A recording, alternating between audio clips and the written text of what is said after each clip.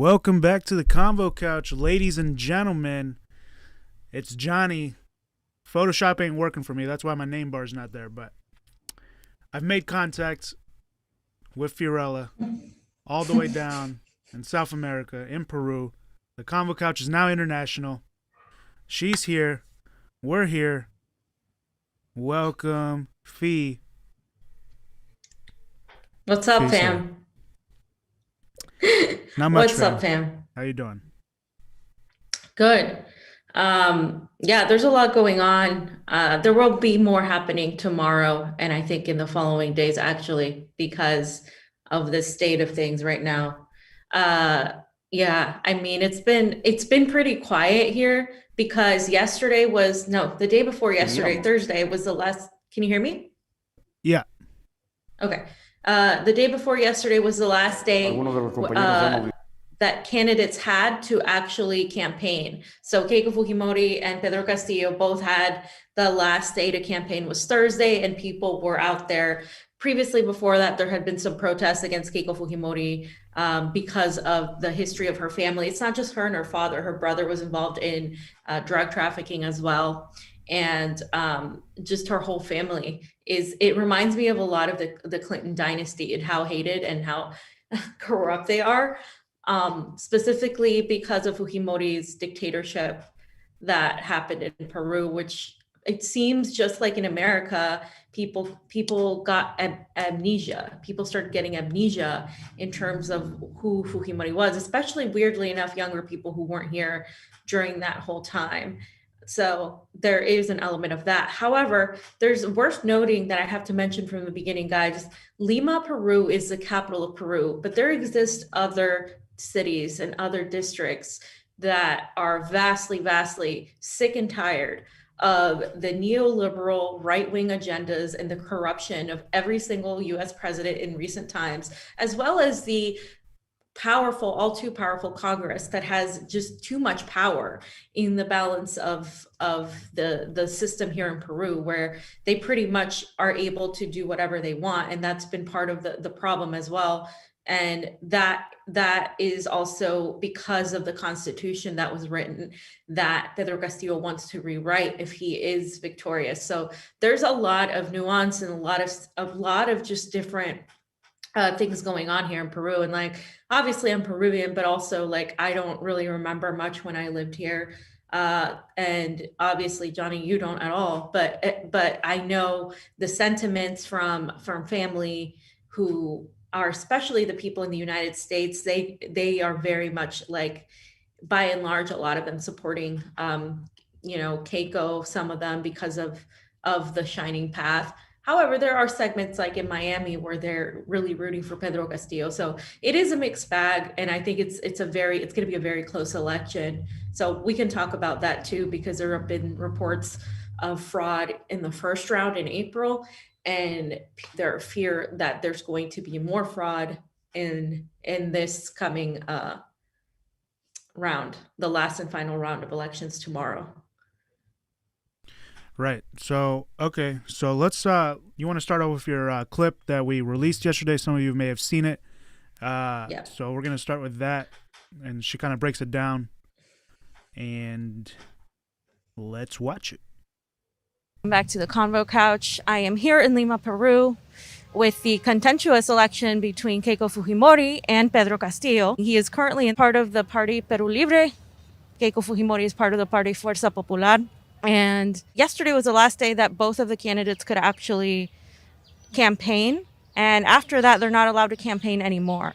So, again, this has been a very contentious race because of the history of Keiko Fujimori's father, Alberto Fujimori, who was the dictator of Peru for years, following, of course, the ousting of the Shining Path from Lima, Peru. Now, there's a lot going on that I discovered today regarding Keiko Fujimori, regarding accusations that she has pending, as well as the fact that she is also thought to have been committing voter fraud, election fraud, actually with ballots that were already signed and pre-made and were pushed by people in her party. She has said to have bought out the soccer team. She has also been said to have influenced several members to vote for her through bribery and money.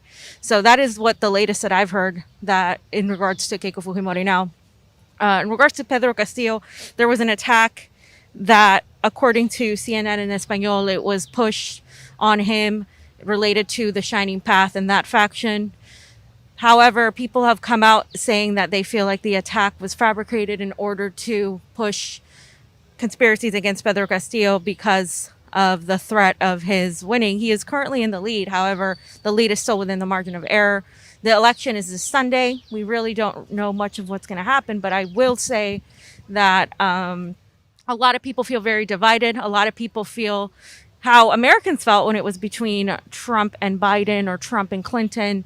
People feel like they don't want to vote for Keiko Fujimori, but they're afraid of the specter of communism that has been placed on Pedro Castillo, who, by people who I've spoken to who are locals, they have told me he's actually not a communist, but he's more the left. He wants to nationalize Peru in a more way where the Peruvians get more of the resources. 70% of all of the money is exported outside of the country. So he is working towards bringing in that money to rewriting the constitution, while Keiko Fujimori is going to expand the control of the elite mining bosses, as well as the privatization of the industries. This is a very important election in regard to the resources, specifically lithium in Peru.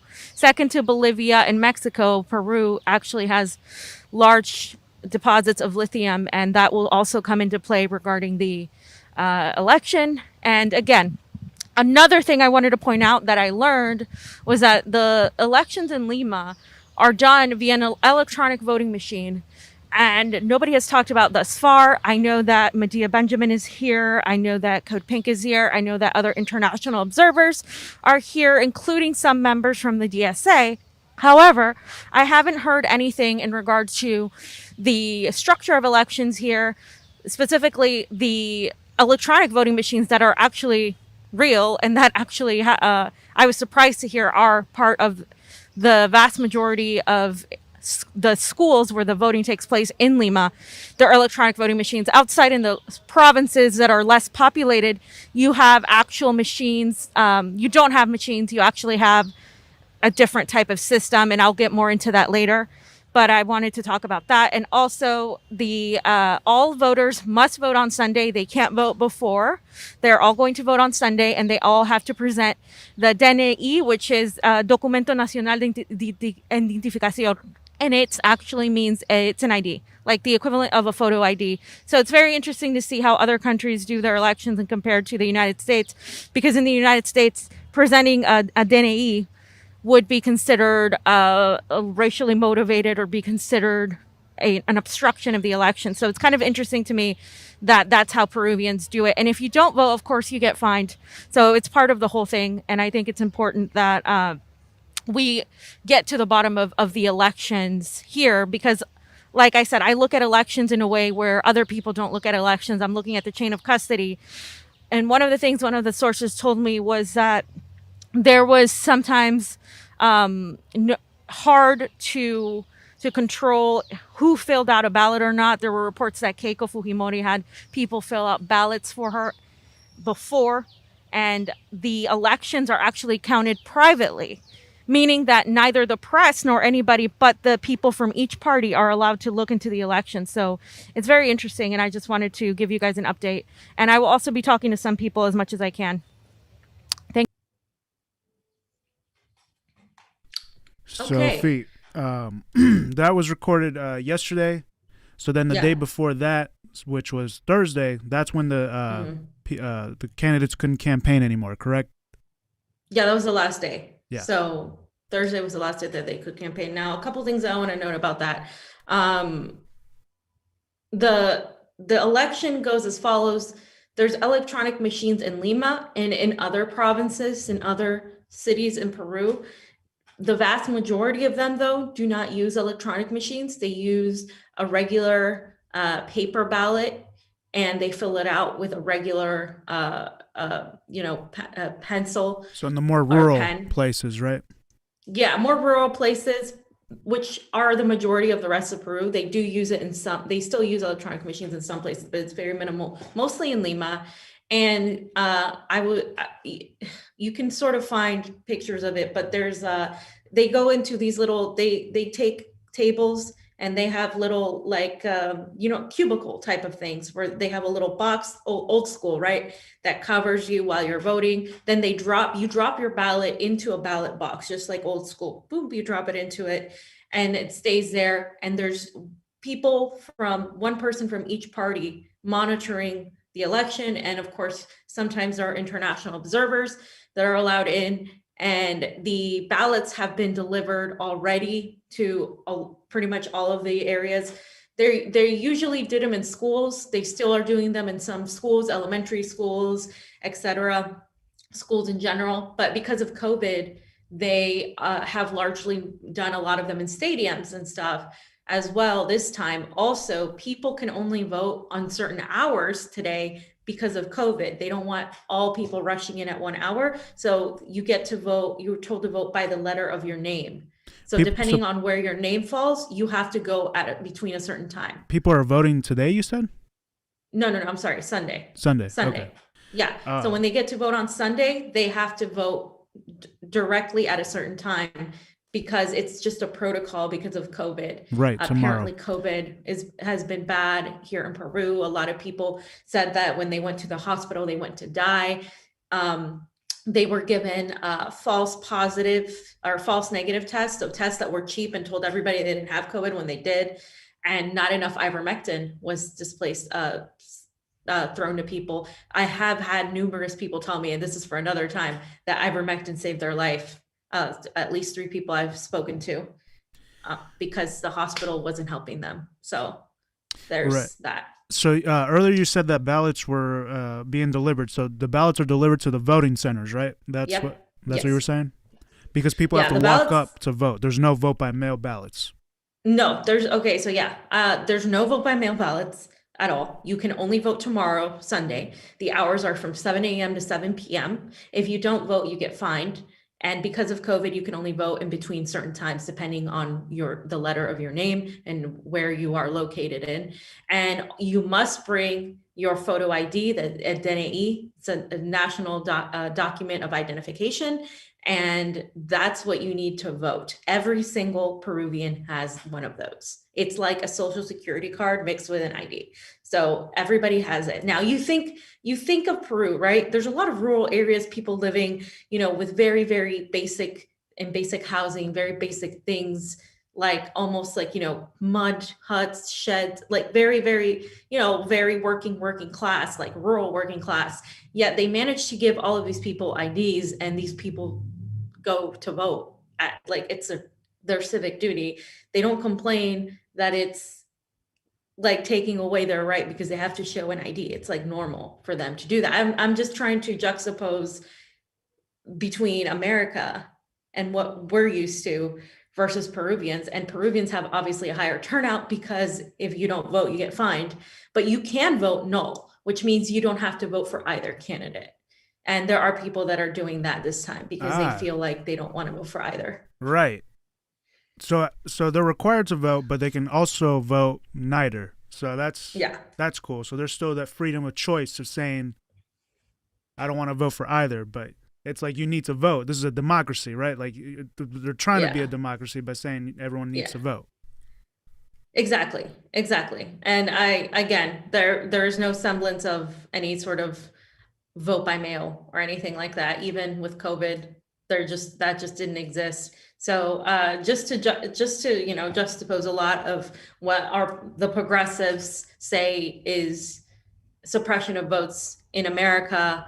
Well, maybe we should be giving everybody IDs. Maybe every single person in the world should have the facility of getting an ID. You know what I mean? If Peruvians with the way less technological advancement and way less resources can give all of their people an ID and can literally figure out where people are living in very rural areas. I need to emphasize that.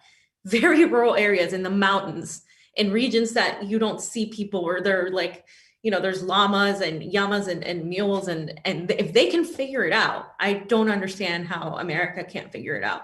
Now, there's a couple of things too that I wanted to point out. They mentioned the attack that was blamed on the Shining Path. I added this, Johnny, this BBC article, because the BBC just always like obviously just regurgitates the state narrative, right? So according to the BBC, that the attack and any mainstream media, Peruvian or Western, the Shining Path killed 16 people, including children, ahead of the polls. This was the 25th of May. I've mentioned it before. There was a letter that was written, and in that letter, they claimed that they were of that group, right? They said, oh, we did this, and we claim that we're behind the attack. It was a pamphlet, and it ordered people not to vote in the upcoming presidential election. And this is, of course, a Maoist rebel group, the Shining Path. And they arrested their leader in 1992 after years of fighting. This is partly why Alberto Fujimori took power actually in 1990. So he was pushed into power to try to grapple this. So again, so when they see a left-wing radical coalition, right, radical, that actually did push violence to a degree and did kill people, what happens? The pendulum swings the complete opposite way. And then, of course, he was elected, a far-right authoritarian type of government. He established a dictatorship until I believe it was 2002 he was in office. So in cleaning up all of the leftists, he ended up killing thousands of people, sterilizing women. And one of the things that never gets talked about is that a lot of the reason why Shining Path came to rise is that the Andinos, the population that's indigenous, the population that is very rural, they were kicked out of their homes. They were forced out of their land by the elites that came in there and said that you have to go. And when they said no, they were pushed out. So out of that hatred for the elite class in Peru, the capitalist class, the heavily industrialized class that was coming in with the West, the Shining Path hatred, like the hatred grew in support of the Shining Path, which is why they went to schools in rural areas and started educating people on Marxist theory, but as well as Maoist theory, which is what eventually they adopted. And it's good to not get stuck in the ideologies and theories of this, because that wasn't the issue. The issue was that there were certain sectors that became violent in trying to literally get rid of the rich, and they started bombing places, and then they killed people, and then it became this sort of terrorist movement, and people died. And that, that's not something that I think it should be condemned, but at the same time, you can't do that without understanding what was happening and why people did that. If you suppress people to a point, they're going to revolt and violence, and that's essentially what happened. So reportedly, there was this attack, right, that the BBC was reporting on, saying that they claimed the Shining Path did it. They themselves claimed, and there has been little to no mention of this group in years. Very, very small factions exist in the rural areas of Peru, and where Pedro Castillo is from, he's from Cajamarca region, which is the north. And he is a rondero, and I'll explain later what that is.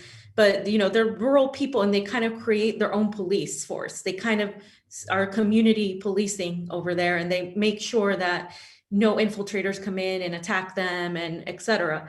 So what sources were claiming was that whole thing was manufactured by Keiko Fujimori's party and her, because she has money. She's been buying out a lot of people, including the Peruvian soccer team, which everybody can look up. She paid off the Peruvian soccer team for support.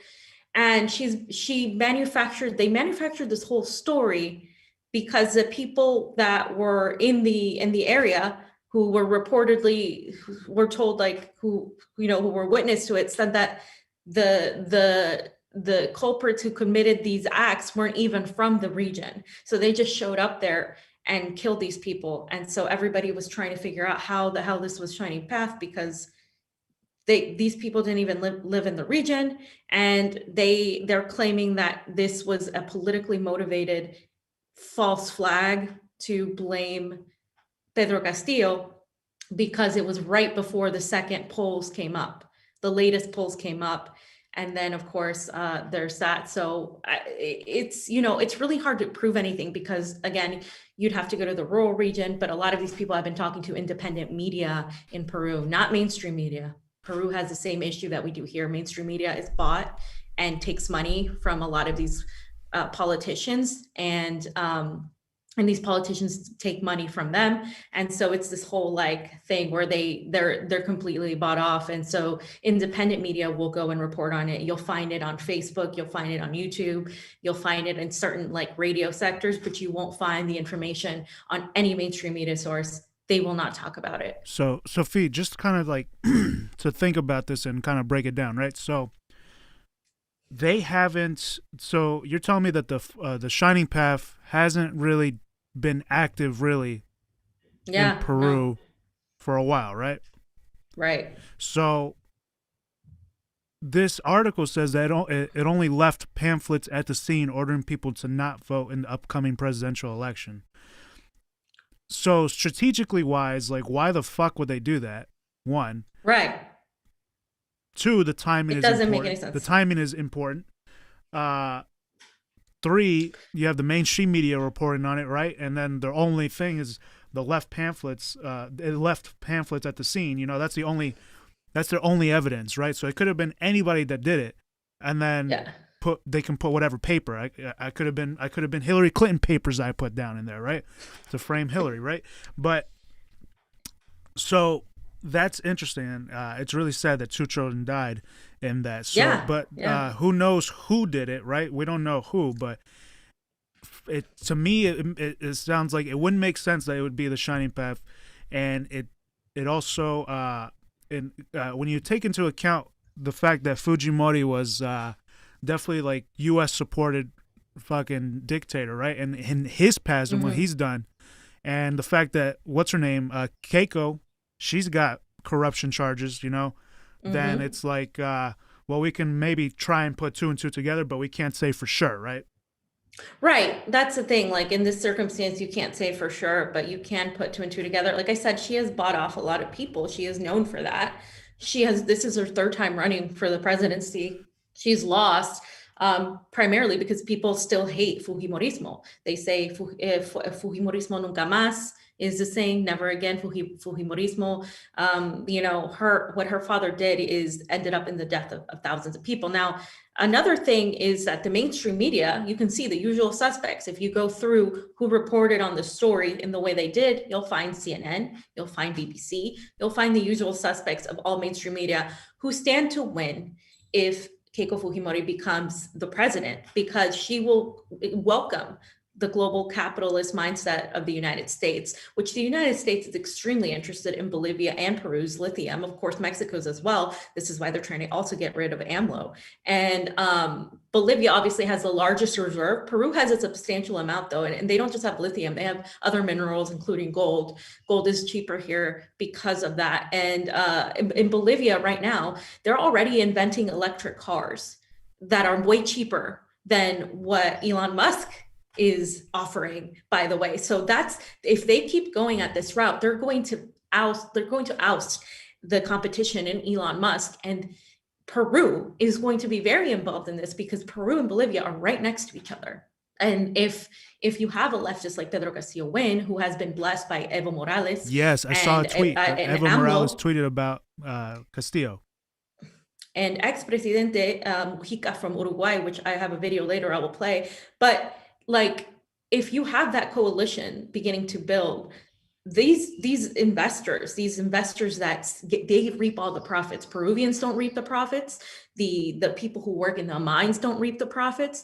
They will be like screwed, right? And so the fear-mongering propaganda from the mainstream media in Peru and the West has been, you don't want Pedro Castillo because you're not going to have a job. All the business people and all the foreigners are going to leave. and you're not going to have a job, and you can't support that because nobody's going to want to invest in Peru. All the rich people are leaving. Who's going to give you a job? That is the narrative. And so it's put in a lot of fear into a lot of Peruvians, even the ones who are working class, who say, no, pero yo no quiero perder mi trabajo. I don't want to lose my job, so I have to vote for Keiko Fujimori because he's going to privatize everything. He's going to make it just like Venezuela. And look at the Venezuelans. They're here. Like, they're running away from comunismo. And it's the specter of communism in the propaganda that has scared them from understanding that Pedro Castillo is definitely not a communist. He's more of like a union guy. He seems to me like a union guy. He was a teacher, and he doesn't say anything much more. But the fear mongering that they're saying is that he is a puppet of his party, Peru Libre, who is much more leftist, and that may well be so. The party might have more leftist factions, but I don't think it's a monolith either from what I've seen. And there's corruption everywhere in Peru, and I think people are just fearful that no matter who it is, they're going to be corrupt anyway, because the last presidents in Peru have been corrupt, and they've kind of lost faith in the system. But it's kind of like with Biden and Trump or Hillary, where people were like, well, Biden's bad or Hillary's bad, but at least it's a bad I know. Whereas Trump, he seems like a lunatic. It's kind of like that, except Pedro Castillo is the outlier, right? And they're saying, well, Keiko is bad and she's corrupt, but at least I know she's going to be corrupt. They literally told me, I know she's going to be corrupt, and I know she's going to steal. I accept that. I'm fine with that. I'd rather have that than el comunismo. And those are the words of a lot of people who just have told themselves that they have to vote for the lesser of evils, to them being the right-wing candidate, which is, it's crazy, but that's what it is. Yeah, it's that people are afraid of change and just taking that chance, right? It's like taking a chance, and to me, from what I've heard, it sounds like the people aren't ready for that. But we'll see. We'll see what happens. I mean, if they're thrusted into change, then that's something different, right? Yeah. And I just want to note, Jonny, if you can pull up the Bloomberg article too, elites tremble as Peru's leftist taps anger over rising inequality.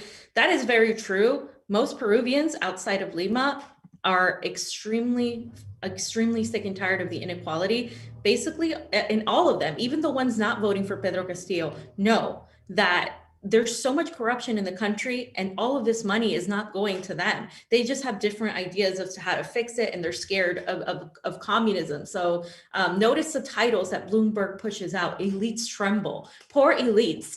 God, they let them tremble for once, right? And he's a school teacher, a union organizer, so people were extremely surprised that he even made it this far. There were other candidates, by the way, in the beginning, and so his supporters always say, no more poor people in a rich country, because again, Peru should be rich. Like, the people of Peru should have every commodity, because Peru has the richest natural resources, not just in mining and lithium and all of that, but also in land. Like the different types of vegetables and fruits that grow here, and potatoes, those are things that the profit should come to the people. But instead, they exploit the indigenous populations, and they export all of the wealth outside of the country. And so that's why you don't see a lot of that happen in here. And a lot of these politicians pay themselves instead of putting the money into infrastructure, which is why there's a lack of roads, a lack of just building new things, because the politicians, they wash the money. Lavado de dinero se llama. So they just is money laundering is the actual translation. So it's really bad. And so that's another thing. People are sick and tired of the corrupt government, but there's still that sentiment of, we can't have the Shining Path related guy. And there has been no credible connection to him and the Shining Path at all whatsoever. Some of the members in his party, I think one of them was convicted of some sort of charge on corruption, but that's one person, and that's not him. So again, it's up for debate, right? I understand why people are fearful, but at the same time, it's Keiko Fujimori, she said very clearly she would bring in the police everywhere. She would completely privatize everything, and people know that she's going to do that. Right, and definitely I want to emphasize that fear of communism that is totally there in Peru. Like, it's totally there in our entire family. Like, you hear it all the time. And other Peruvians, you hear it all the time, especially ex Peruvians who are now in the U.S. You hear the fear of communism a lot from that. So this is reporting that you're not going to hear from any other media source, because we've been there, we've been in Peru, we know Peru. So, fam, what's the next thing we got going here? Okay, so again, Keiko Fujimori has been reported manipulating elections, paying people off. Here's a video where you can see that there was a member of her party that was there that was urging this kid to throw a rock at her. It seemed like an infiltrator. People were showing this video all over independent media in Peru. And it's a video where you can see somebody telling a little kid to throw a rock at her. These are supposedly supporters of Pedro Castillo. She went on the next day and said, Pedro Castillo supporters are radical communists and they tried to attack me. And you can see in the video how the kid was told to do it, and then he did it. And then that's what they went on in mainstream media. You would see, oh, she was hurt by one of Castillo's supporters. But in the actual zoom in of the video, you can see that the kid was instructed to throw this rock. So I just wanted to show that to people. Esta imagen se ve como esta señora da la orden para que estos niños lancen la piedra. Es inaceptable la maldad de este partido político, al utilizar estos menores de edad. Todo fue planeado para culpar al otro candidato. Yeah, he basically said what I just said. Llegar a estos extremos solo ha generado el repudio de la población a nivel nacional. Pero el país ya no le cree su falso arrepentimiento.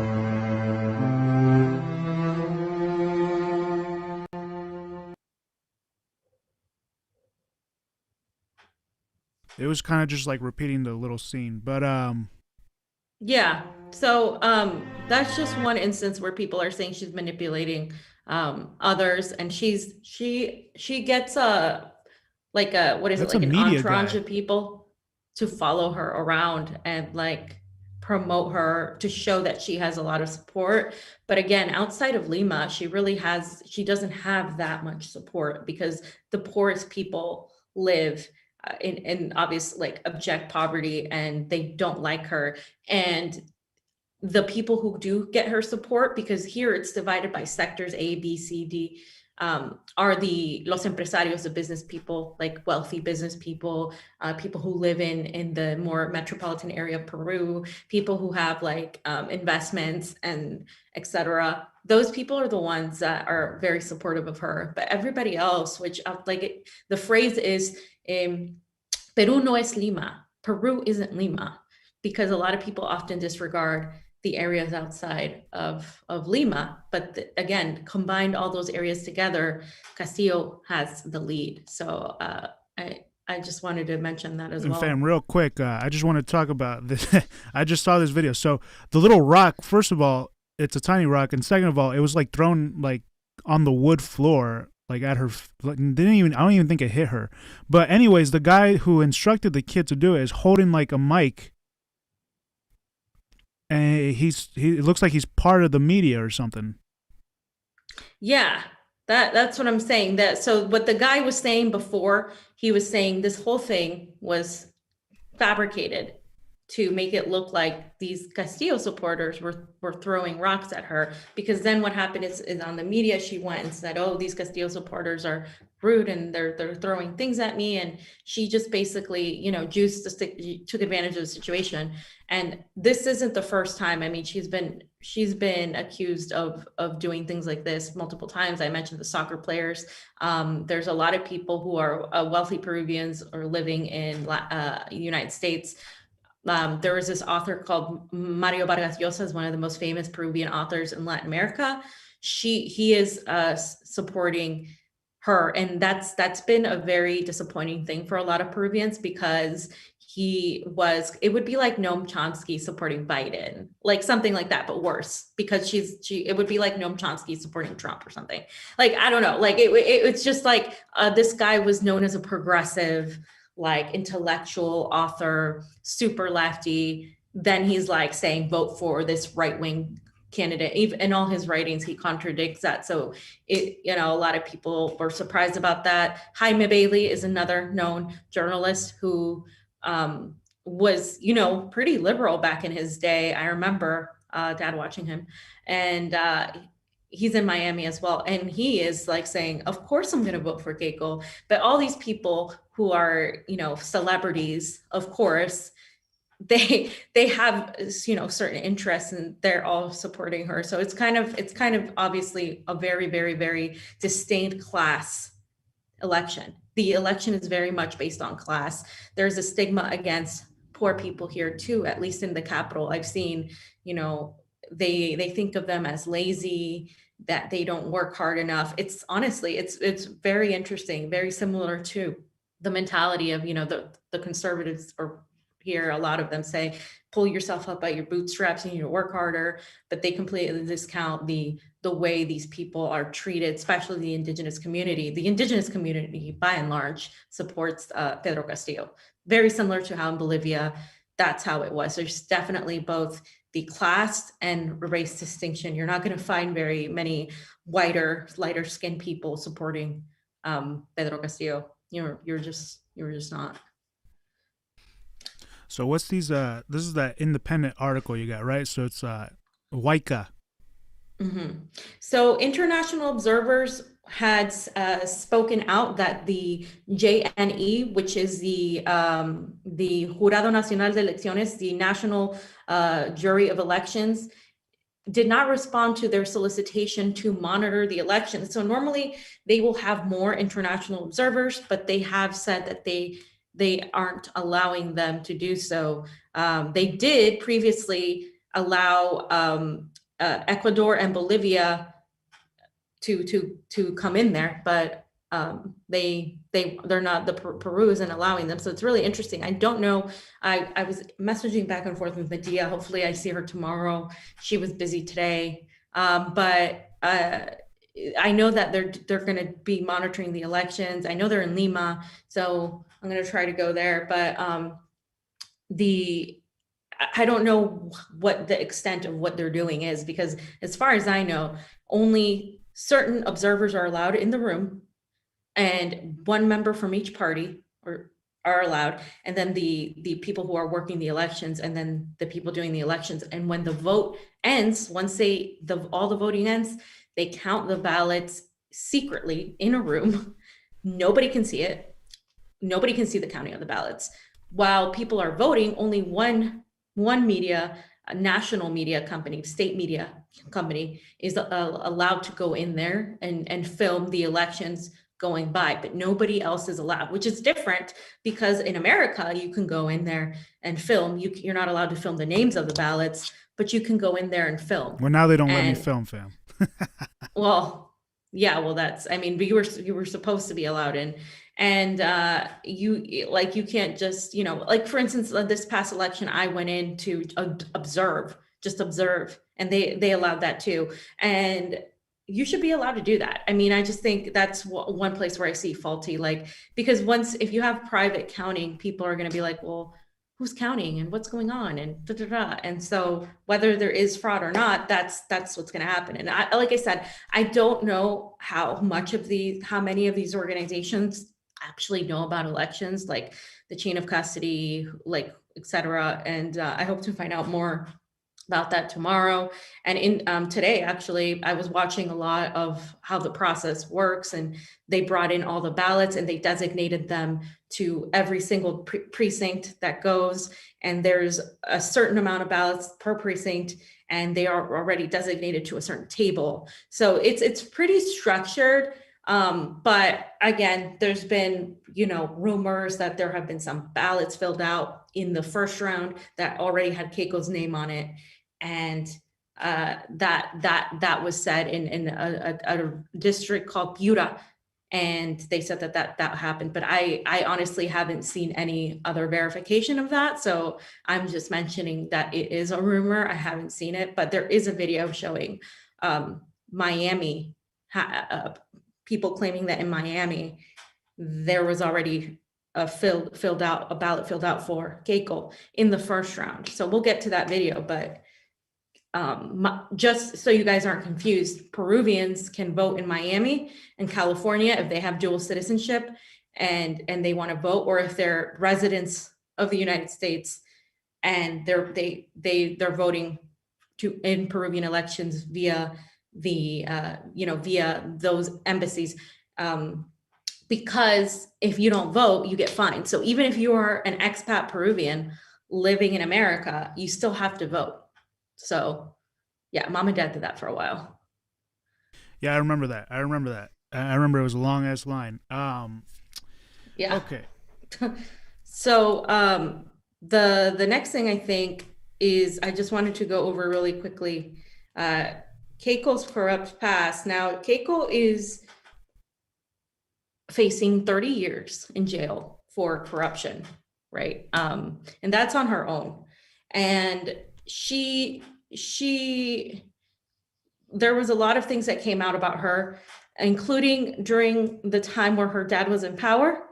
Montesinos, who was the right hand of her father, Fujimori, he was also the guy that dealt with the CIA when the American CIA came into Peru. He was he was their guy. And she would meet up with him in the United States to pick up money that they stole from Peru. So there was this collaborator named Matilda Pinchi, and she was a principal collaborator in the investigation against the corruption Fujimorista, which is the corruption of Fujimori. And she said that Keiko Fujimori had received money that was illegal money to pay for her studies between the years of 1994 and 1997. This was, of course, during the time where her dad was the president. The right-hand man of Fujimori, Alberto Fujimori, was Vladimiro Montesinos. And he confessed that he had been in New York to meet up with Keiko in the hotel, the Waldorf Astoria. There they would exchange money in cash from the corruption that her dad was doing to cover the costs that she was enduring while she was studying. And in other times, he would fly to the United States and personally take the money in cash to give to her and her siblings, which, by the way, her brother is involved in drug trafficking as well. And he usually would take about $30 million, for which is what they would ask for, her and her brothers. And so that's part of a lot of the past that was happening with her. And it's crazy because one of the reasons she's so hated in Peru is because, just like her father, they took money away from Peruvians to just enrich themselves, right? I know politicians do that here, but over there was more obvious. They just do it more blatantly, more obvious. And here they use lobbyists and they use, corporations and stuff. Over there, it's like they do money laundering, and it's just more obvious. And that they hate that family. Peruvians hate this family because, like the Clintons, right? The Clintons established the Clinton Foundation, and that's how they get their money. Well, she fucking had like a guy deliver her money in the United States while Peruvians were enduring, sterilizations, massive poverty, just complete like austerity measures from a right-wing government. And so all of this is coming out, and she is being charged with 30 years for jail for corruption. And the guy who is charging her, his name escapes me right now, but he is fearing for his life. He has been threatened multiple times. This is a very powerful family. I don't think people should underestimate how powerful this family is in spite of everything. And so if she wins, she will pardon her father. She will pardon herself. She will pardon her brother. I forget his name, but he is facing also charges, drug trafficking charges as well. And so it would just be a disaster, really, for the country of Peru. Everything beautiful there will be privatized. So that's just like a background in her past. And you can see this little figure here. It says, Clan Fujimori juega su última carta. So the Fujimori clan are playing their last card. If Keiko Fujimori wins the position will change in her case. Keiko is facing 30 years in prison for organized crime, money laundering, etc. And if she wins, her process will be paralyzed until 2026. So her case will be stopped until 2026 if she wins. Alberto Fujimori is right now completing his 25-year sentence for crimes against humanity, and Keiko has promised to just forego it, to absolve him of his crimes. Kenji is her brother, that's his name. He is accused for drug trafficking and aggravated assault. They want 12 years in prison for what he did. So again, that's another person she'll forgive. Hiro Isachi are her other brothers. They are also under investigation for just corruption in this business called Limasa La Dirila, where they had just taken money up to about 3.3 million soles.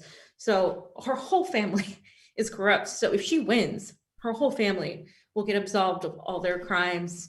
And that's just one small factor, because that's that, okay. But we're talking about the relationships with the West, the global capitalism, the privatization, further privatization of the industries in Peru. It's just going to be really, really bad for the country. Like what Shadowban Refugee is saying, he's saying, so this doesn't preclude her from running for office. No, that's the thing, right? And this is her third time running, guys. Her third time. There's a lot of people in Peru who have charges of corruption and are running for office. Yeah. So one of the things people have to understand is, like, Peru isn't really any more corrupt than the United States. They're just blatant about it. For instance, if you get arrested and you're a bank robber and you get arrested, if you pay the police enough, they'll let you go. They'll forgive you. They'll say, oh, it's fine, I didn't see anything. Why? Because bribing is a thing here, right? In America, it's like, if you get arrested, okay, you get arrested, and if you're rich and you pay enough money for a good lawyer, you get off scot-free, right? It's similar. It's just in the United States, we cover the corruption with layers and layers of bureaucracy and orderly systems, but the corruption is still there. Whereas in Peru, it's like, oh yeah, like, no, los policías son corruptos. The police are corrupt. They pay people off, or they get paid off, and they accuse you of something because somebody paid them. They take away a charge because somebody paid them. And that's how the government is too. They take money from somebody for favors. We do that in America. So don't think, oh, you're all high and mighty. We fucking do it in the United States. It's just done more insidiously, in a way where people believe that we're better, that we have democracy, but it's essentially the same thing. Yeah. So moving on to your next tweet. Right. So again, here's the freaking Bloomberg, right? The Bloomberg. This is how they frame things. I want you guys to know, this is the media that is favoring Keiko, right? Bloomberg, Keiko Fujimori, whose father battled Maoist guerrillas as president of Peru, is running for the post on Sunday on a similar platform against leftist Pedro Castillo. Like, whose father battled Maoist guerrillas, neglected to inform people that he was a dictator, that he killed thousands of people. His reign led to the murder of thousands of people, that he forced women to, sterilizations on women, right? I'm saying Alberto Fujimori was an actual brutal dictator. The CIA loves calling everybody a brutal dictator. The United States loves calling everybody a brutal dictator, but I want you to find, like, very many articles of mainstream media calling an actual brutal dictator a brutal dictator, because they'll call Assad and Putin a brutal dictator, but they won't call him a brutal dictator. And with help from the CIA, like I said, Montesinos, the one who was giving Keiko Fujimori money, was getting all this help and all this money from the CIA to put down these Maoist guerrillas. But the mechanisms that they used to put down these Maoist guerrillas, it like completely destroyed a huge portion of the indigenous community. And just they completely just did the whole like monolithic cleansing, and they didn't differentiate between the different groups that there were, because some of those leftists were against the shining path. They started fighting them and saying, no, we're not a part of it. And the CIA went in there and, of course, paid Montesinos to do this. And if, like I said, if Keiko wins, she will pardon her father and herself. And of course, like we just saw, her whole freaking family. But I just wanted to note how Bloomberg frames this, the whole thing as if he's some innocent, like, little lamb, and they don't mention anything about his history or what he did. Just the fact that he was fighting Maoist guerrillas with Marxist teachings to vilify, right, communism as a whole, to vilify socialism and leftist ideology as a whole, because that's where the mainstream media lies. So who benefits from a Keiko Fujimori presidency? Of course, the West benefits from it. Yeah, and I saw another article say that, oh, the heir of Fujimori, like, it's like, what the, like, get out of here. All right, so then, so fam, when I was making the video yesterday, I found like these sources. I didn't know that Fujimori sterilized thousands of indigenous women by force. I didn't know this. So this is the article I found, and I found another article from BBC from people who say, oh, well, that's not a legit article. Well, here's BBC saying this is a known fact that Fujimori fucking sterilized indigenous women. And apparently there's a key hearing due to be held in Peru. Or it already happened, I guess, because this is an article from March, you know, about the sterilizations. But basically, in 1995, Fujimori announced the official implementation of the Programa Nacional de Salud Reproductiva y Plantificación Familiar. So, National Program for Reproductive Health and Planned Parenthood, a public health strategy that had the goal of reducing birth rates in the most marginalized regions of Peru. So compulsory or forced sterilization is a human rights violation that occurs when an individual is sterilized after having rejected the procedure, when the procedure is applied without the individual's knowledge, or when the individual lacks the opportunity to consent to the procedure with full awareness of its implications and consequences. So this consisted of a medical procedure that negatively and permanently affected fertility without the victim's consent. And it's a crime against humanity. And sexual violence has often been used in Latin America, especially against the most vulnerable groups in indigenous communities. Why are they trying to sterilize the indigenous communities, fams? Right. Why are they trying to sterilize the indigenous communities? In the 1990s, hundreds of thousands of women were subjected to compulsory sterilizations under the so-called voluntary surgical contraception. Unsurprisingly, all of them belong to marginalized indigenous communities. But the legal road was completed once Legislature 26530 was approved, an amendment that broadly speaking modified the General National Population Policy Statute, adding voluntary surgical contraception as a valid government-implemented contraception method. While superficially the amendment appeared to be a triumph for women's sexual and reproductive rights, in practice it became a way to sterilize them against their will. So this is crazy. In the specific instance of Fujimori's dictatorship, the targets of his sterilization programs wasn't randomly selected. Behind the selection lay the terrible policy of eugenics.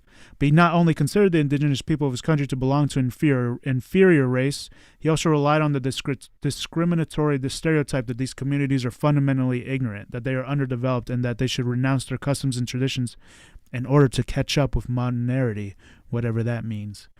These were farmers, indigenous women inhabiting the marginalized areas of the main cities, including Lima.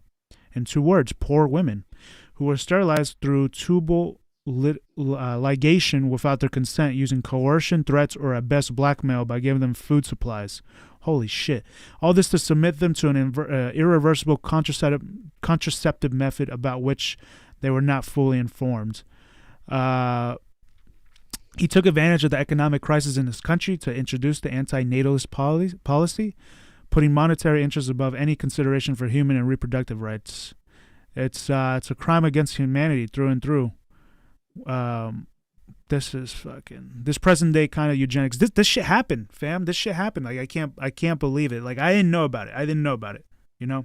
Yeah, it was before you were born, but and the thing is, that's what I feel like. Amnesia isn't only part of the United States. It's part of a lot of countries that are controlled by this global capitalist mindset. She is going to rule like her father. Even the BBC said, with similar policies to her father. Oh, we know. Like, and again, it is eugenics. Why didn't they target the more whiter, affluent people to stop having children, right? Oh, because they don't have that many children. Oh, wait, well, maybe because their fucking customs are different. Maybe their way of life is different.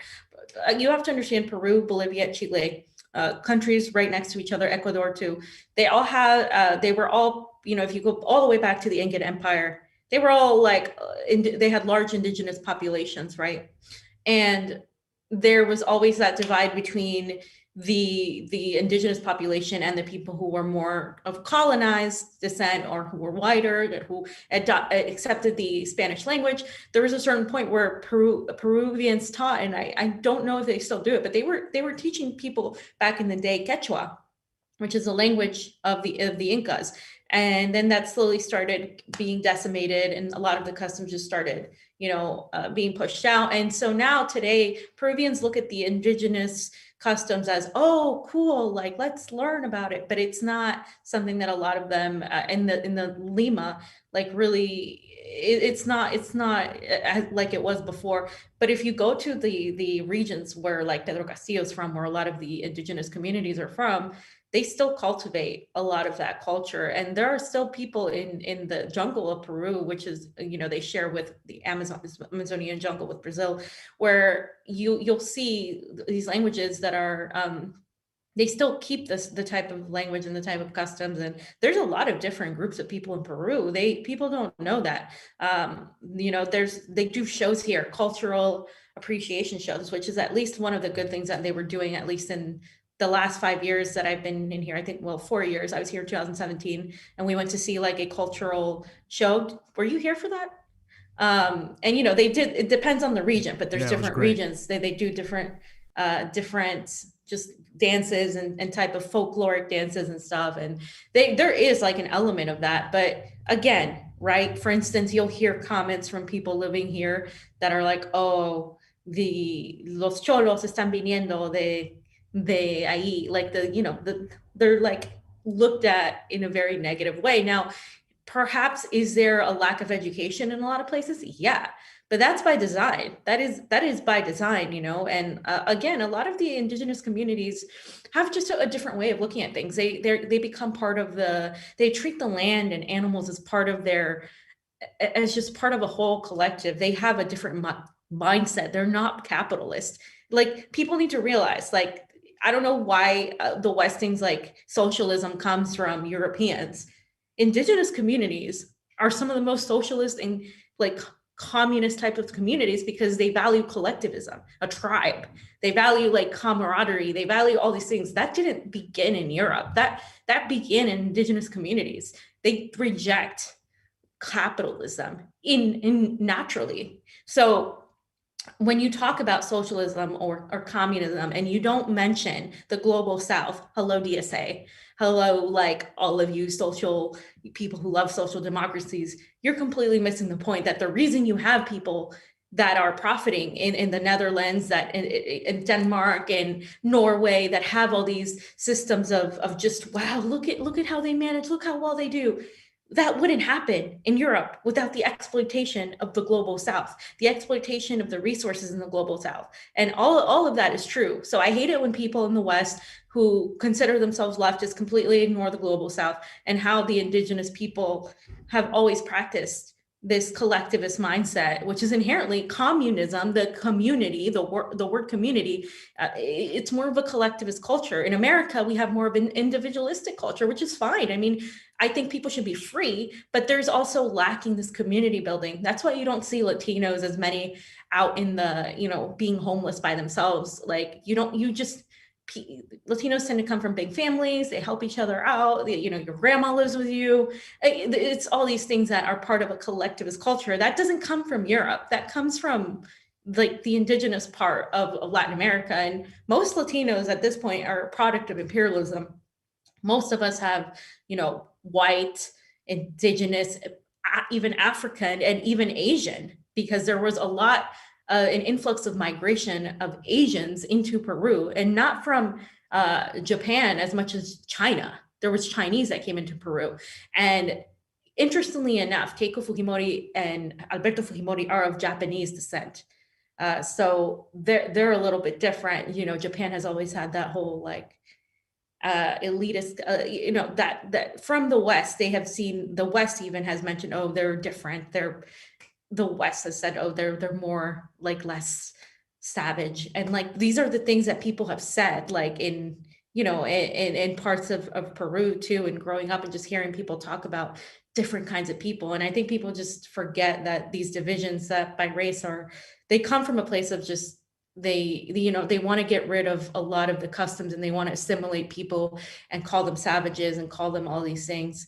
It's really sad, really, what happened. And you can't forget that and tell me that she can just forgive her father, which she will. That's the whole point of her becoming president. But yeah, like we've mentioned before, a lot of people are saying this is a fight between communism and right-wing ideology, but it's really not communism. He's not going to, he said it 20 times, more than that.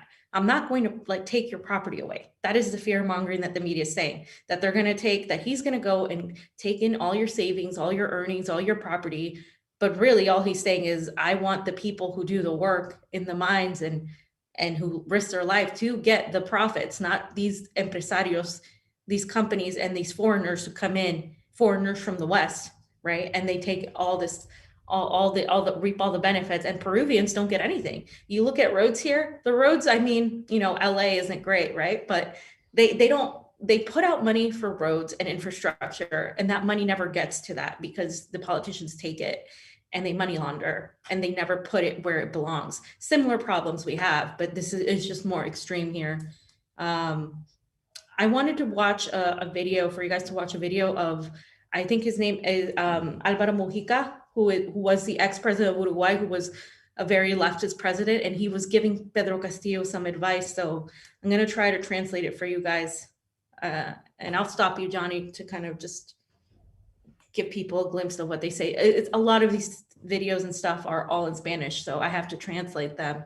And it's kind of time consuming to try to put captions on videos that aren't mine and stuff, but I'll do the best to translate.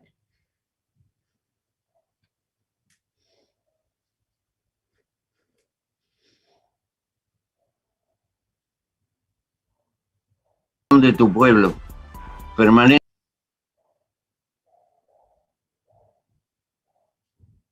Pedro Castillo se reunió de forma virtual con el expresidente de Uruguay, Pepe Mujica. Pedro Castillo united virtually with the former president of Uruguay, not Alberto, Pedro Mujica, and they had a conversation where he was giving him advice. Pero no caigas en el autoritarismo. Apuesta el corazón de tu pueblo.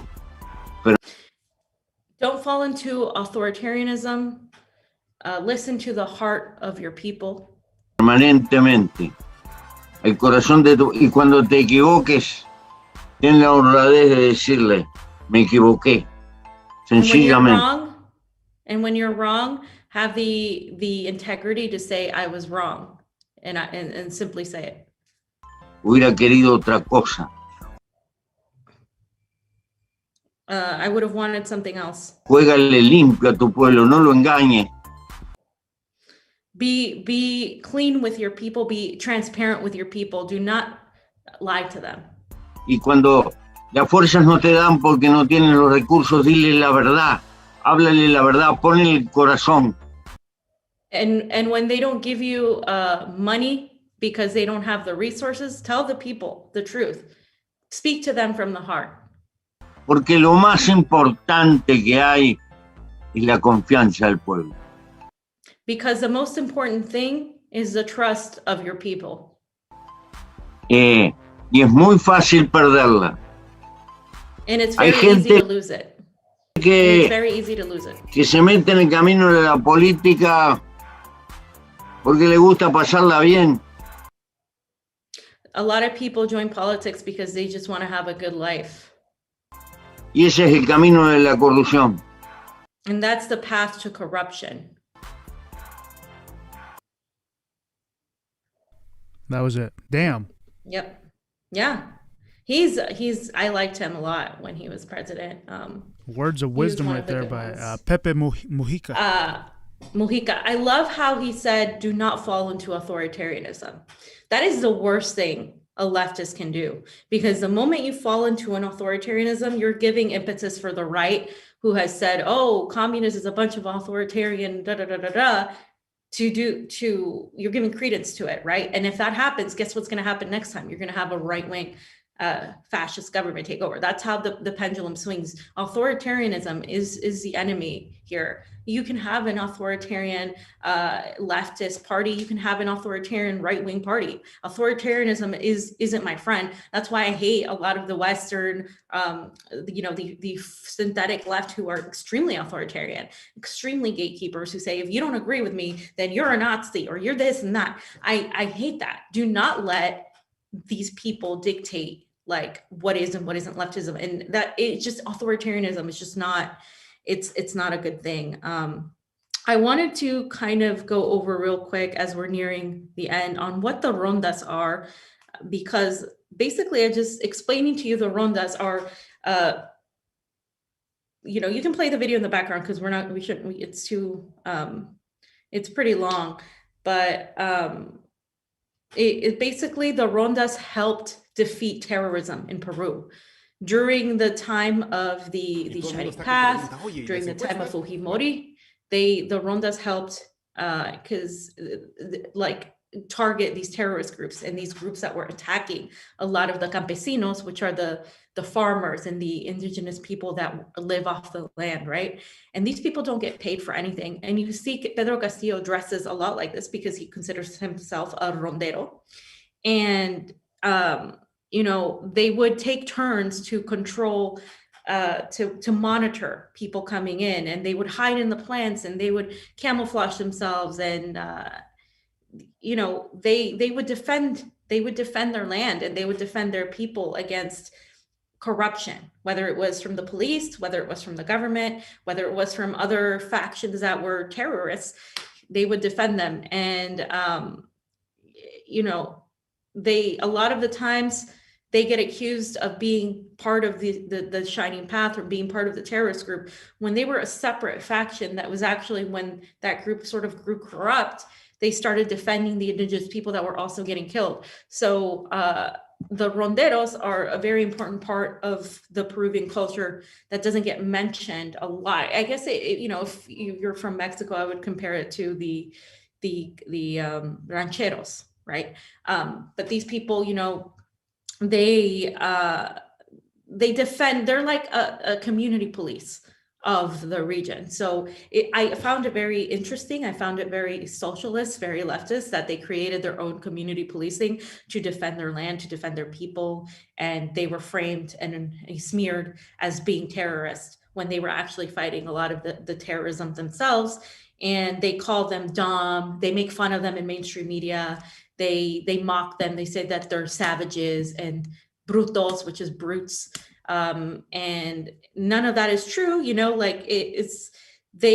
Part of their education that they have there is to not steal, to not lie, to protect each other, to just very more integral teachings of integrity, of how to be.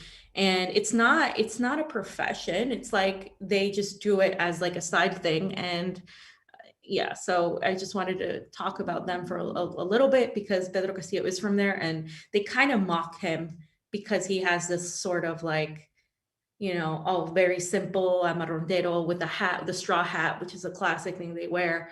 And they look at them as less than, but really a lot of these people, they defend themselves very well against a lot of people. And they're going to, right now during the elections in the region where Pedro Castillo's from, where he's going to go vote, they're already setting up to be there in case anything happens. So they kind of create their own little militia groups. And I find that really interesting. There's something to be learned, I think, from them. They're not, I don't see them being violent. It's not like they're heavily armed or anything, but they simply are there to make sure that their communities are safe. Simultaneously, just as a side note, the government of Peru has put out the military, thousands of military, to go to different posts in Peru for tomorrow, because they're afraid that there will be a pushback. And the mainstream media, the current president of Peru, has been saying, let's make sure that no matter who wins, there's a peaceful transition of power. We don't want any violence. It really reminded me of how before Biden won, everybody was saying, everybody in the establishment was saying, even Bernie Sanders, whoever wins, we will be very peaceful and we will allow a transition of power, and all of that. All the mainstream media was repeating it. Everybody was saying it. And then of course, there were calls about fraud and stuff like that. And it just kind of makes me really like, oh, why are they saying this? Because I said, is this normal? Do they always say that, we're going to have a peaceful transition of power? Do they always emphasize this? Because I've heard it on the news, like, I don't know how many times. And I was told, no, they don't ever say it this much.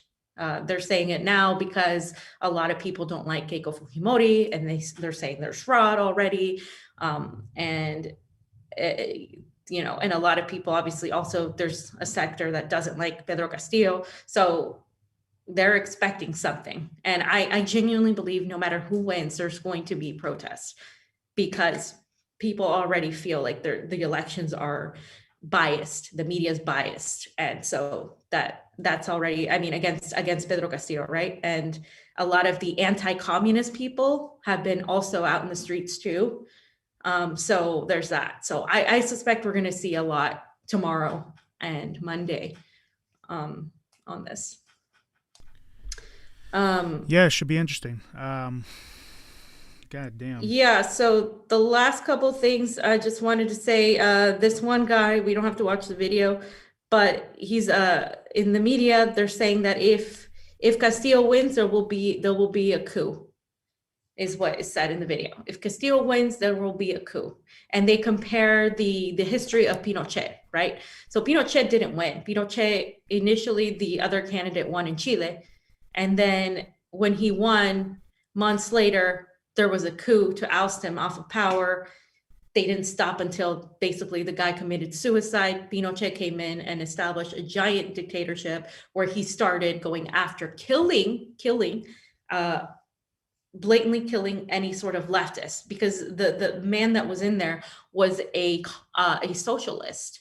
And Pinochet, with the help of these right-wing factions, pushed a coup and ousted this leftist. And they didn't stop until, like I said, he killed himself. And then they went after every single leftist. This happened in Chile.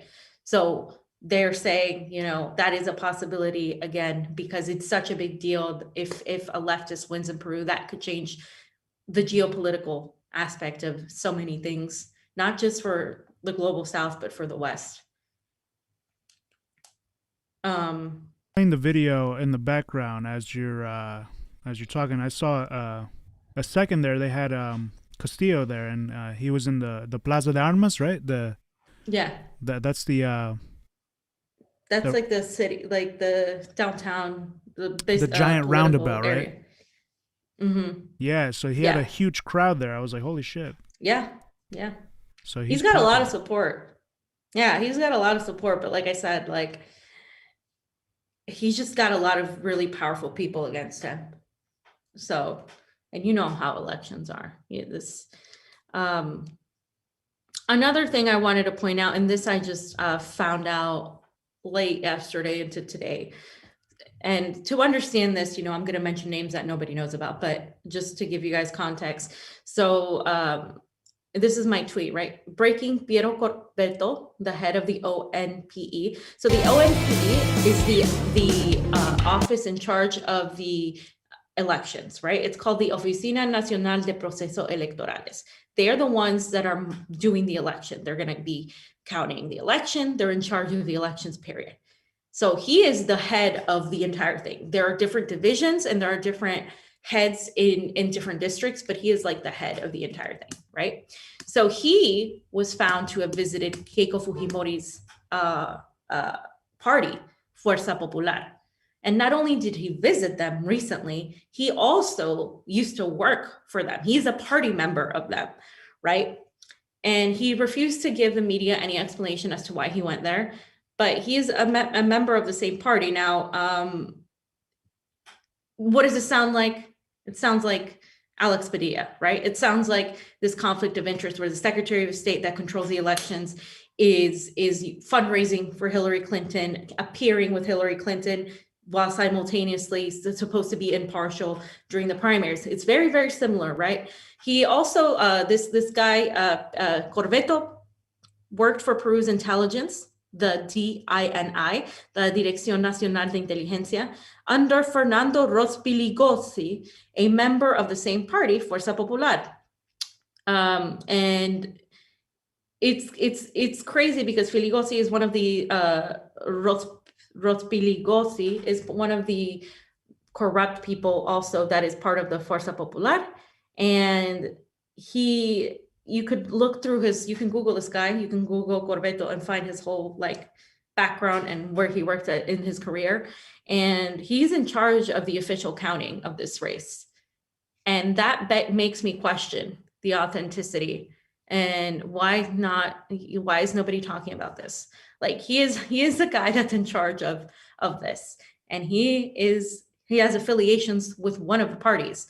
That shouldn't be allowed, right? That shouldn't be allowed. So it's bad. And just to mention, briefly, there's another part of this where there is a document, the document of the ONPE showing the contract. It has a contract with a businessman that has ties to a corrupt company that was one of these companies involved in a giant embezzlement. And in the contract, they made this contract, the ONPE made this contract with this company.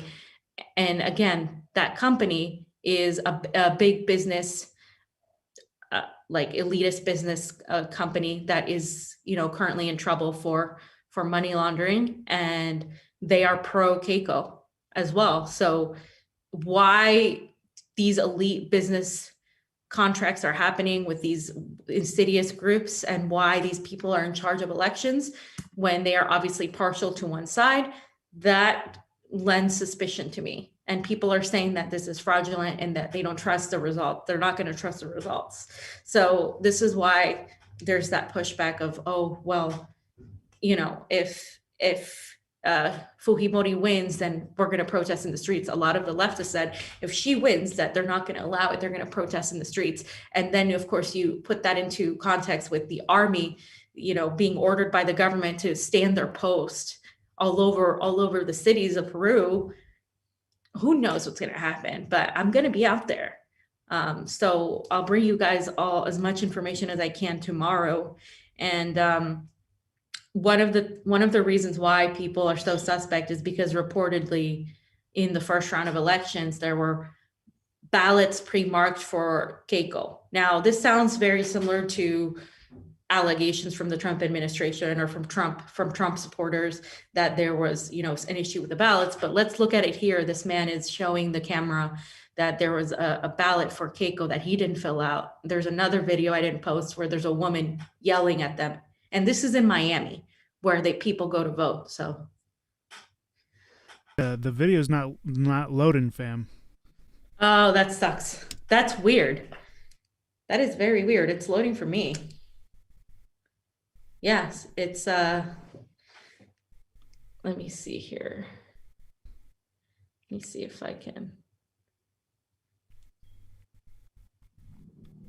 You can message it to me on Facebook.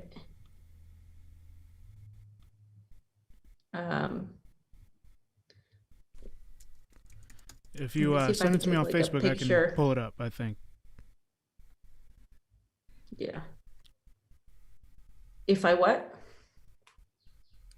If you send it to me via Facebook Messenger. Okay, yeah. Here, I will send it to you. Although nothing's opening right now. I don't know what's going on actually. Oh. All right. I sent it to you in one of the. Let's see. It's nothing's opening up, fam. I don't know what's wrong. Okay. All right. If I could show it to you guys, I would. Let me see if I'll put it in the chat and see if it opens for anybody else. I'll put it in the Rokfin chat right now. Yeah. What? Why is it allowing me to do that?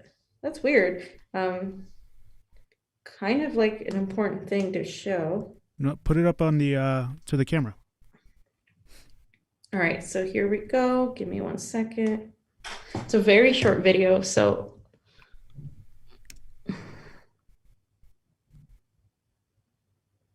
it's hard to see though. So do you hear what they're saying at all or no? Yeah, we can see it actually. Me entregan el voto y ya está marcado. El morco está marcado ahí. Está marcado, es increíble. Fraude electoral. Again, wait. Miren esto, señores, en Miami. Me entregan el voto y ya está marcado. El morco está marcado ahí. Está marcado, es increíble. Fraude electoral. He's saying the vote is already marked. Miren esto, señores, en Miami. Me entregan el voto y ya está marcado. El morco está marcado ahí. Está marcado, es increíble. Fraude electoral. So there's that one. I have another one real quick that I can just put in and see if that one works. Same area. Another lady. Yeah, for some reason, only Facebook, the website's not loading for me on this side. I don't know why. Even if I just type in facebook.com. That is weird. Let me see this one. I think. Okay. Okay, yeah. So here it is. Gonna put it in. So if you could just show it again on the phone. Oh, Facebook is okay. I put it in the thing, but if it doesn't work, I'll just. Yeah, it's on Facebook. Yeah. Yeah. Just show it to the camera. It was clear on the camera. Okay. Hold on. Let me.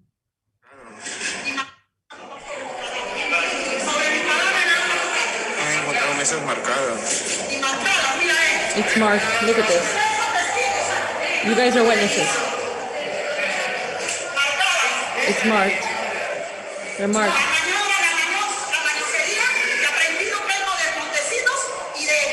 Keiko has learned from Montesinos and her father.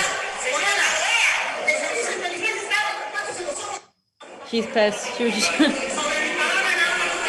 you can't really see the ballot, this one, but she's saying it's marked. You guys are witnesses.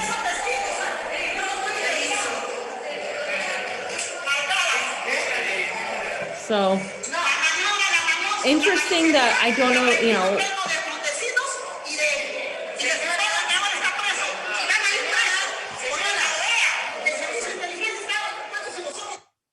So there's more, but that was in the first round.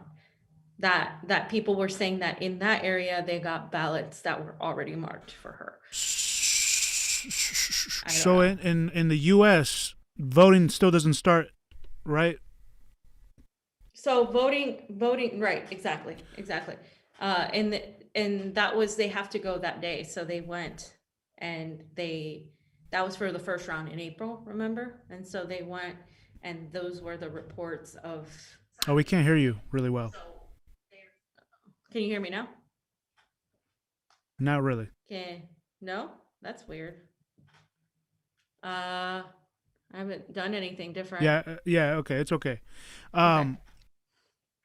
Wait, so they are voting in Miami? They're voting right now, or? No. That was from April.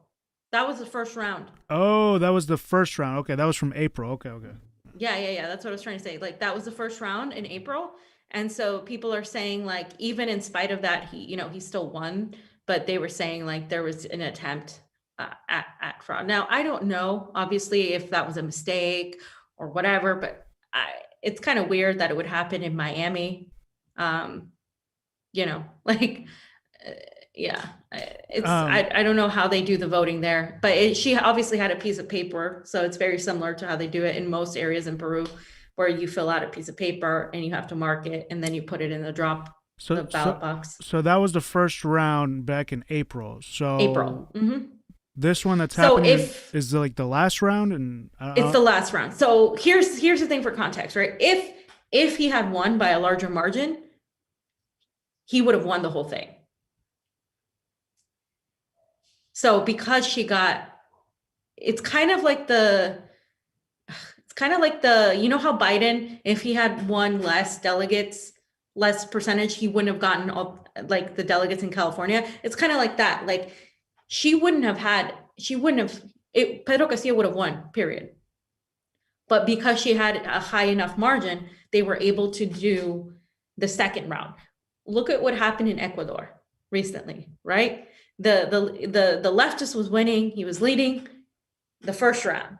The second round, they had the elections. What happened? I'm getting like deja vu here from that, right? And it's like but in Ecuador, if he had won the first round completely by a higher margin, he wouldn't have had to face the second round, and Ecuador would have had a leftist president. But because that happened in the second round, and that's kind of what's happening here in Peru, and the second round could save Keiko Fujimori. So that's what people are fearful about right now. So it's crazy, fams. It's crazy. It's crazy. You have any super rays or anything to read? Let me check. Fams, I didn't check. Let me check the chat.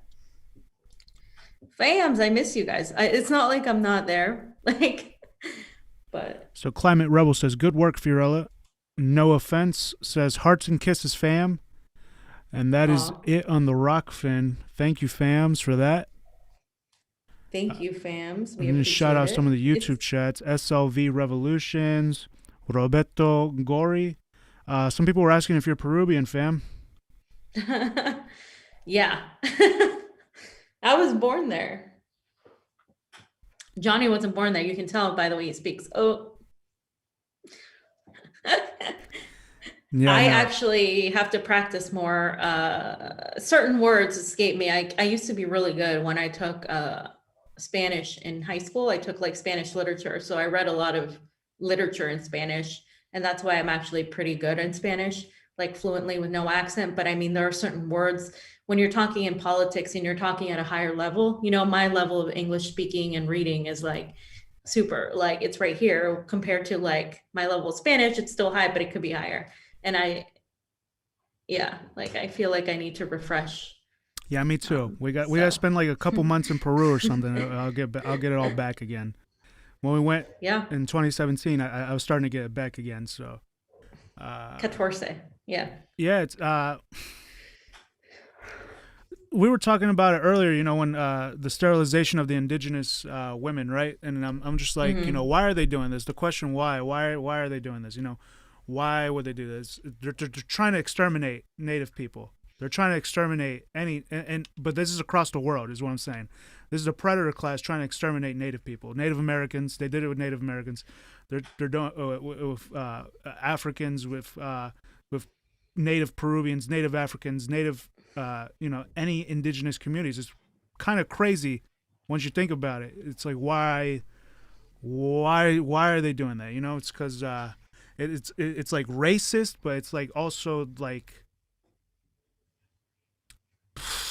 It's well, it's both race and class, but also if you, like I said before, the Native communities tend to be more progressive. Like if you want to call it progressive or whatever, socialist or whatever, because think about the Native American culture. It's very much, you know, we have to respect Mother Earth. We have to use every part of the animal. We have to take care of each other, collectivist culture. It's that mentality that I think that's where this idea of community came from. Like every single moment and facet, the predator class has tried to get rid of people who think about each other, who think about the collective, because in that way, if you have a capitalist mindset where you're competing against each other, you're saying, well, I have to bring you down in order to bring myself up, then great, that works amazing for profit margins and for people who have that mentality. But once you start seeing like Native American culture and what it's made out of, and like what the things they emphasize are community and brotherhood and all these things, they may not call it socialism, but that's essentially what it is. And that would be a threat to a society where you value money over profit. And you can look at Africa and look at how tribes function and how that mentality of collectivism is also prevalent there. And America thinks they can come in and Europe too, the West in general, the whole mentality was manifest destiny. It's our duty to teach these savages how to be, because we are so much more advanced than they are, and this is how we do it. Columbus discovered America. He discovered it before they didn't exist. So it's that whole mentality of like, oh, like, this is how it's got to be. Because if we were to have a culture and a country, an existence that was rooted in community, like mutual aid, like helping each other out, just putting people over actual money, it would be a threat to the whole system that is now essentially privatized. By the way, just as a final note, Peru has better healthcare than we do, in spite of the COVID issues that we're having for lack of space and technology. Peruvians are given healthcare by their employees. Every person that's employed gets healthcare, and it's not deducted from their wages. It's the employer pays for it. And also, if you're poor and you don't have a place of employment, the government pays for your healthcare.